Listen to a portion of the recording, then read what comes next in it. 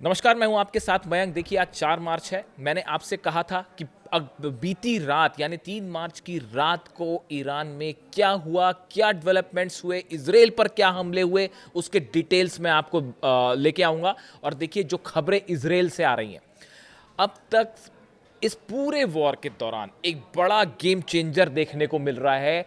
Iran ने अब अपनी वो मिसाइल्स निकालनी शुरू कर दी हैं जिसका इस्तेमाल अब तक नहीं किया गया था। देखिए, इस बात को अच्छे से समझिए कि अभी तक जो जंग में ईरान ने मिसाइल्स फायर की हैं वो सिर्फ एक ट्रेलर था। असली पिक्चर अभी शुरू होनी बाकी है। इसका एक एक झलक देखने को मिली है फिर से बीती रात को। देखिए, 2 तारीख की रात को यानी करीब 24 घंटे पहले एक सेजिल मिसाइल की तस्वीर आपने देखा होगा, सोशल मीडिया में बहुत ज़्यादा वायरल हुई कि एक मिसाइल दिखाई दे रही है जो एक विशेष आकृति बनाते हुए हमले करती दिखाई दे रही है। सेजिल मिसाइल है वो मिसाइल गिरी इजराइल पर। और बीती रात बताया जा रहा है, बीती रात यानी 3 तारीख की रात को ईरान ने एक बार फिर मल्टीपल मिसाइल अटैक किया इजराइल पर, और उसमें भी सेजिल मिसाइल्स का इस्तेमाल किया गया। यानी देखिए, जो ये बात कही जा रही थी 12 दिन की जंग के दौरान भी, जो आखिरी के 5 दिन थे उस दौरान भी ये हुआ था कि शुरुआत की तौर पर जो ईरान ने अपनी मिसाइल्स फायर की, उसके बाद वो स्ट्रेटजी चेंज हुई और आखिरी में फिर जो है असली मिसाइल्स गिरना शुरू हुई। अब ये बताया जा रहा है कि जो लेटेस्ट अटैक है ईरान का, जो दागी गई मिसाइल्स, उसमें सबसे बड़ा हमला हुआ है बीर शेबा पर। बीर शेबा में जो मिसाइल्स गिरी हैं उन्होंने बड़ा नुकसान पहुंचाया है इजराइल में। इसके साथ ही एक बार फिर तेल अवीव में धमाके हुए हैं। सबसे बड़ा निशाना जो है वो तेल अवीव पर है, और ये बताया जा रहा है कि सिर्फ तेल अवीव पर 200 से ज्यादा मिसाइल्स गिरी हैं। यानी कि जब से ये 4 दिन हो चुके हैं जंग को, आज 5वां दिन है, अब तक 5 दिन में 200 से ज़्यादा मिसाइल्स जो हैं वो तेल अवीव पर गिरी हैं, अलग अलग ठिकानों पर हिट किया है, ऐसा दावा ईरान की तरफ से किया जा रहा है। और इसकी तस्वीरें भी सामने हैं। देखिए, यहाँ पे जो आयरन डोम सिस्टम है, थार्ड है, वो पूरी तरह से फेल है।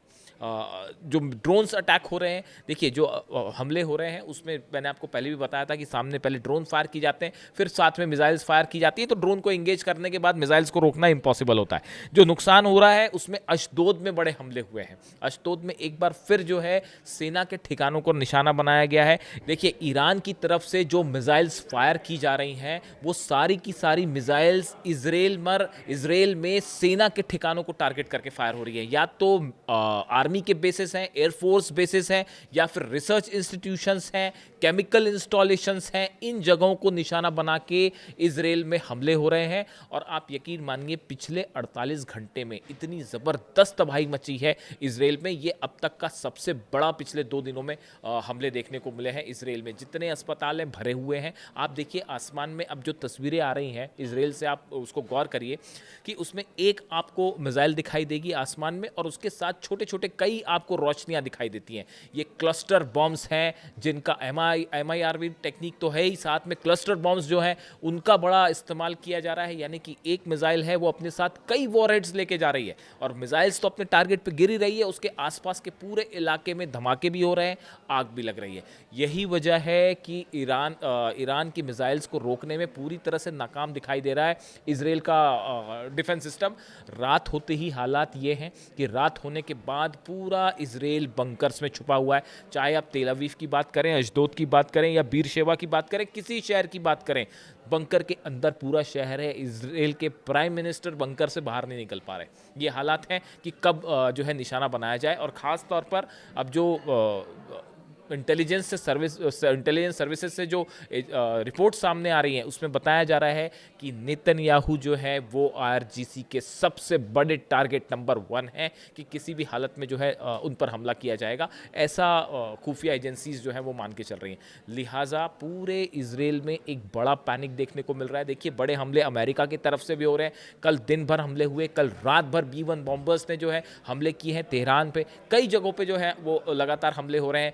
IRGC के ठिकानों को जो है वो टारगेट किया जा रहा है। ईरान की जो नेवी है उसको टारगेट किया जा रहा है। ईरान के डिफेंस सिस्टम पर टारगेट्स हो रहे हैं। लेकिन उसके बावजूद ईरान की तरफ से जो हमले हुए पिछले 24 घंटे में, आप देखिए उसमें ऐसा देख के कहीं नहीं लगता है कि ईरान जो है वो खामेनी साहब की शहादत के बाद किसी तरह से वो सरेंडर करेगा या हार रहा है, ऐसा बिल्कुल नहीं होने जा रहा। देखिए, इजराइल पर हमले के साथ साथ एक कल और बड़ा डेवलपमेंट हुआ। कल डोनाल्ड ट्रंप की तरफ से एक बयान आया। डोनाल्ड ट्रंप ने ये कहा कि ईरान बातचीत करना चाहता है और जो है मैं भी बातचीत करने को तैयार हूँ, इस तरह का उनका बयान आया। और उसके फ़ौरन बाद अली लारिजानी साहब की तरफ से बयान आया, जो ईरान के सिक्योरिटी काउंसिल के हेड हैं और अब सारे फैसले वही ले रहे हैं। उन्होंने डोनाल्ड ट्रंप की बात को सिरे से खारिज करते हुए कहा, ये पूरी तरह से गलत है, झूठ है, ईरान किसी से कोई बात नहीं करेगा। यानी एक बार फिर ट्रंप का दावा जो है, उन्होंने कहा कि ईरान की लीडरशिप हमसे बात करना चाहती है, उसको सिरे से अली लारिजानी साहब ने खारिज कर दिया और कहा ईरान जंग करेगा लेकिन किसी से बात नहीं करेगा। बात नंबर 1। बात नंबर 2, डोनाल्ड ट्रंप की तरफ से जो बयान है कि हमने जो है वो ईरान की एयरफोर्स को तबाह कर दिया है, ईरान की नेवी को तबाह कर दिया है, लेकिन ईरान की मिसाइल्स को लेकर डोनाल्ड ट्रंप ने कोई बयान नहीं दिया।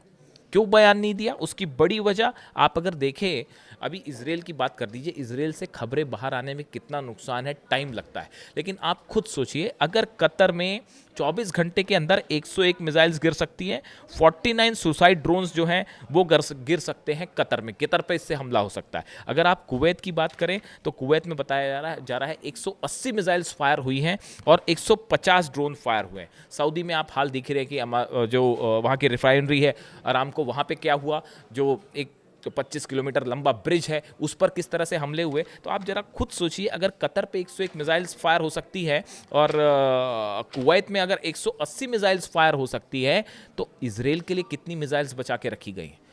आप खुद अंदाज लगाइए कि इजराइल, कतर और कुवैत जो है उससे बड़ा टारगेट तो इजराइल पर है। जब 180 मिसाइल यहाँ गिर गई हैं, 150-150 मिसाइल्स इन देशों पर, अरबियन देशों में 150-150 मिसाइल्स फायर हो रही हैं, तो आप स्टॉक का अंदाज लगाइए कि ईरान के पास कितना बड़ा मिसाइल स्टॉक है और इजराइल के लिए कितनी मिसाइल्स बचा के रखी गई हैं। और सेजिल तो अभी स्टार्ट होना शुरू हुआ है।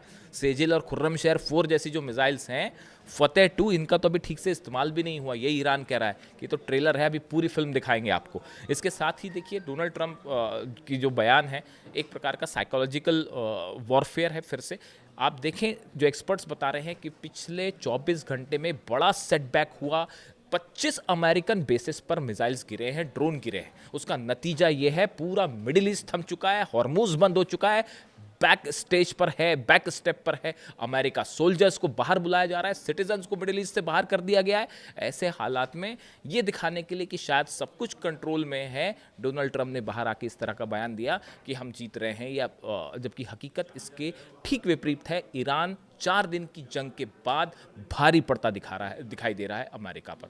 इससे जुड़ा जो भी अपडेट होगा मैं आप तक पहुंचाऊंगा। कमेंट करके बताइए वीडियो कैसा लगा। Thank you so much.